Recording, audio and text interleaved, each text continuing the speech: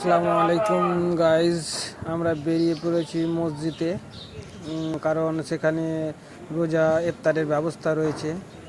মাইকে অ্যানাউন্স করে বলল সবাই যাচ্ছি আমরা। আর এই যে দেখুন, সবাই ছোট ছোট বাচ্চারা রোজা রেখেছে, রোজা ইফতারের জন্য এখানে মসজিদে এসছে। এরা অনেক কষ্ট করে রোজা করে, সারাদিন না খেয়ে, হ্যাঁ, কোনো কিছু না খেয়ে রোজা করে ছোট ছোট বাচ্চাগুলো। যে দেখুন, সব কিছু এইসব দিয়ে রোজা। এই যে বন্ধুরা দেখুন, মুড়ি, ঘুগনি, বুদিয়া, কলা, গাজর, শসা, খেজুর, তরমুজ, শরবত, এই সব কিছু দিয়ে রোজা ইফতার হবে। আমাদের ছোট ছোট বাচ্চারা রোজা ইফতার করবে। তো তোমরা দেখো কত সুন্দর খাবার পরিবেশন করেছে, যে রোজা খোলানোর আয়োজন করেছে। এই দেখো, এদিকে সবাই ছোট ছোট বাচ্চারা রোজা করেছে, রোজা খোলার জন্য চলে এসেছে মসজিদে।